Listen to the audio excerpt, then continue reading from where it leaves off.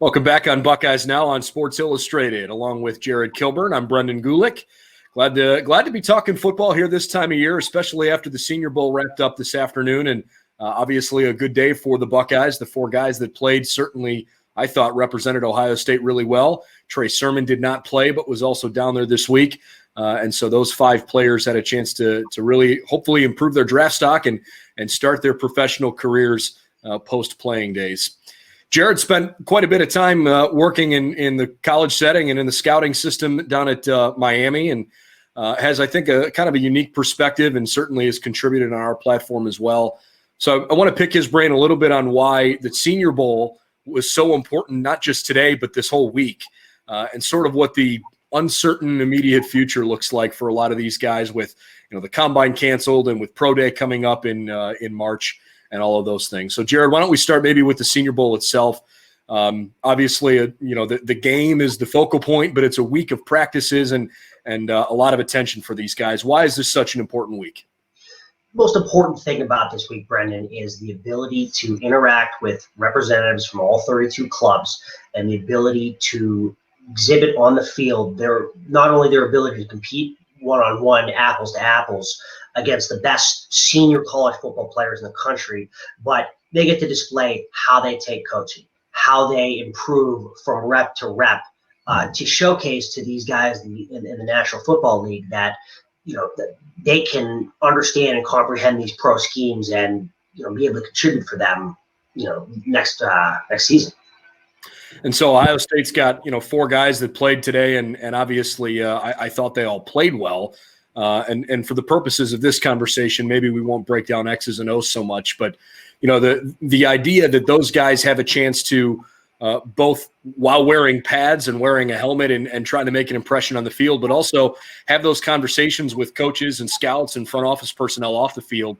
How impactful can that really be in helping a guy's draft status? It's huge. It's huge because not only are you drafting the player on the field, but you're drafting the fit in the building day to day. You're drafting the fit culturally. And these club representatives and these coaches are able to see just on a day-to-day basis whether these guys are not going to fit into their building or not, because fit is everything at the next level. The traits are great, the on-field production is great, but if you're not a fit culturally and just in terms of the way that they do things in a building, it's not going to be really, really successful if it's a poor fit for you. Let's talk maybe moving forward here and what things are going to look like next for these teams, or I should say for these players, because typically you finish up the Senior Bowl and the next thing on your mind is, okay, prepping to get to Indianapolis, get to a scouting combine, and you're probably going through specific drills to try to maximize what you can showcase at the combine. No combine this year. One of many things that's going to be different. So, if you're a senior or a junior that's declared early, what's the mentality here, and what are some of the things that they're going to have to overcome that are different from a typical draft process? So you hit it right on the head in terms of the draft process being completely different this year as opposed to a non-COVID normal year. So in a given year, any other year, you complete the Senior Bowl, you are either at your draft facility, and they have those all over the country. Whether it's in Phoenix or whether it's in Florida, whether it's in down in Texas at those places. You're working out there, getting ready for the combine, getting yourself prepared for those drills there. Right now, there is no combine. So you're getting ready for the pro day if your school is fortunate enough to be able to put one on for the NFL club representatives to get there. So you're still going through the same drills and the same process. It's just a little bit different because the payoff for that is going to come a little bit farther down the road as opposed to if there was a combine, which would come in the next 5 weeks or so. And so how about maybe some of these guys at smaller schools? There was a defensive back from North Carolina Central. There was a tight end from Bowling Green that played in the game today. Guys that might not play at Ohio State or Alabama or LSU. What happens for players like that if they don't have the opportunity to host a pro day? That's a great question. I wish I had the answer to it. I don't. I know that there is concern as to, those types of players and their pro days, what the availability is going to be, because certainly, Ohio State's going to have a pro day. LSU is going to have a pro day. Alabama's going to have a pro day. I don't know if Bowling Green's going to have a pro day because they may only have the tight end who was at the Senior Bowl that has a draft grade high enough from the NFL, to warrant a look. So it's going to be interesting to see what happens with these small school guys, leaving it up to the schools. Hopefully they're able to put it on, but obviously it's kind of touch and go, wait to see right now.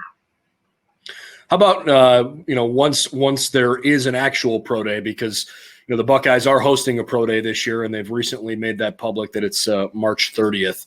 Obviously, pro day itself is going to look a little bit different this year.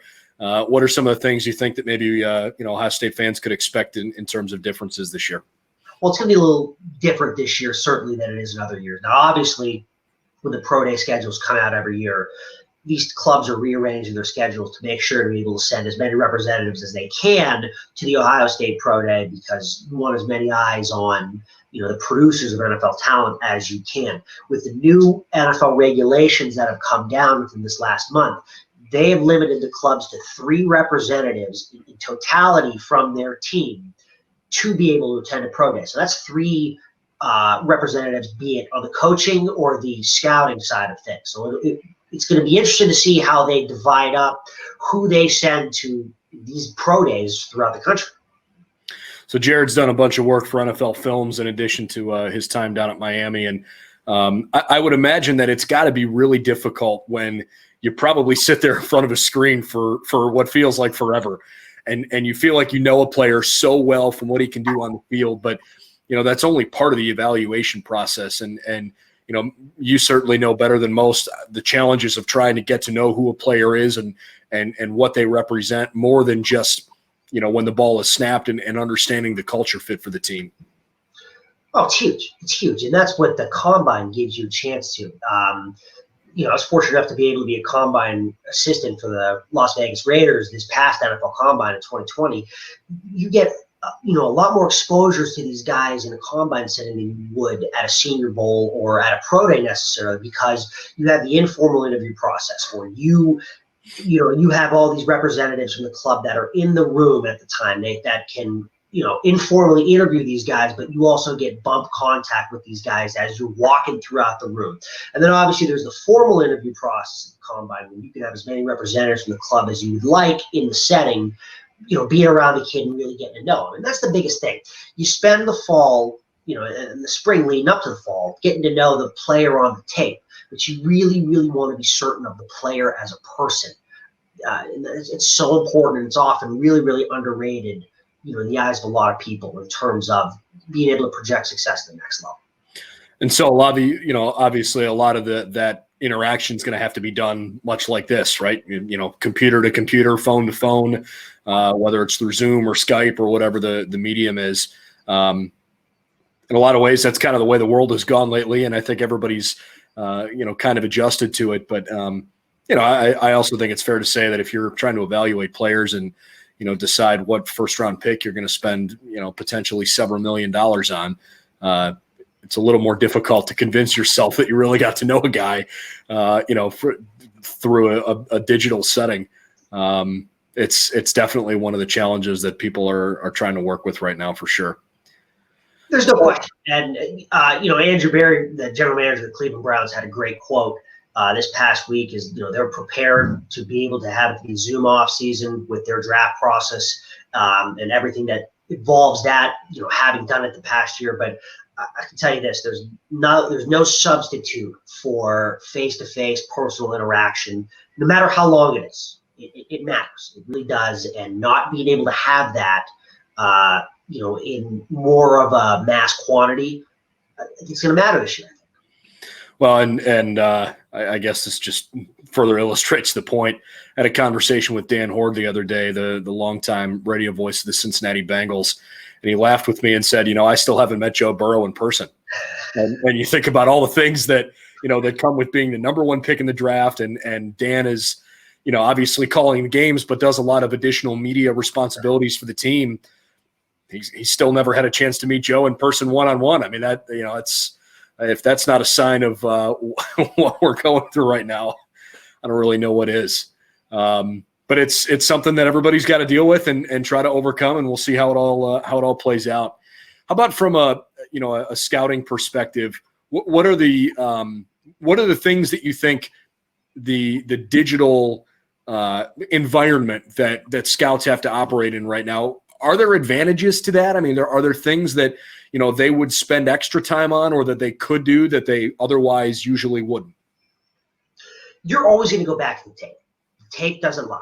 It's an old phrase, but it's very, very true. So with a limited amount of exposure to these guys in person, you're going to rely heavily on the tape, to kind of really, really narrow it down as to how you want to spend your, virtual time with these prospects. But what I'm really, really interested in seeing is which NFL clubs, within their college scouting department and within their coaching staff, how strong are their ties into the college game as to where they can call on those guys and be able to get firm references and maybe get some inside information, just details about these prospects that maybe another club doesn't have, because a certain coach or a certain scout has a relationship with somebody on staff somewhere that they know something that these other guys don't.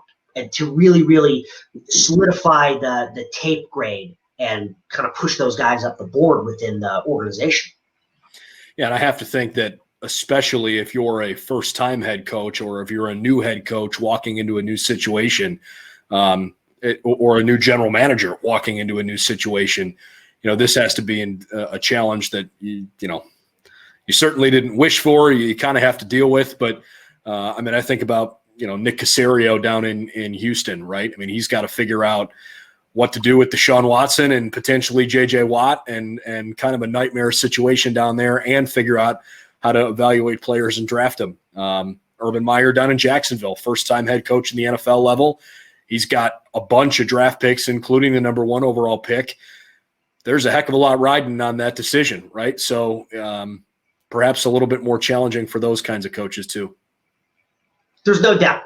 But, this is why you have, a large personnel staff. This is why you trust the evaluations of your coaches. It's always a collaborative process. But I think in a year like this, where you are, you have to kind of survive and adapt, right? It's completely different. It's kind of a new environment. I know there's some familiarity with it going back to last year, but now it's like a truly digital year, because you did have the combine last year. You were able to do some of the in-person interviews and get some interaction with those guys this year. I think the collaborative process within each club is going to be really, really important. Being able to rely on their relationships and connections in order to further the evaluations on tape that they have. That's a really good point, because basically, the sports world kind of came to a screeching halt in March, at which point the combine was over, right? And so while it was all about trying to figure out how to go through some pro days in the NFL draft, if there were pro days even held. I know Ohio State canceled theirs last year. But they're still walking into uncharted waters here, because the combine last year was still on as scheduled. So it's going to be a collaborative process for sure, and you're going to have to trust your gut, I would imagine, on a lot of these things as teams around the country in the NFL try to make the decisions that are the best for their franchise's future, no doubt. Well, Jarrod, appreciate your insight, and thanks for shedding a little light on this. And hopefully, several of the Buckeyes have played well today, and Justin Hilliard, Tuff Borland, Baron Browning, Jonathan Cooper for sure, but certainly all of the others that have declared for the NFL draft, hopefully they'll have their chances to make good impressions, and hopefully we'll see lots of Buckeyes that are picked in April. Absolutely, Brendan. Appreciate you having me. Enjoyed it. You bet.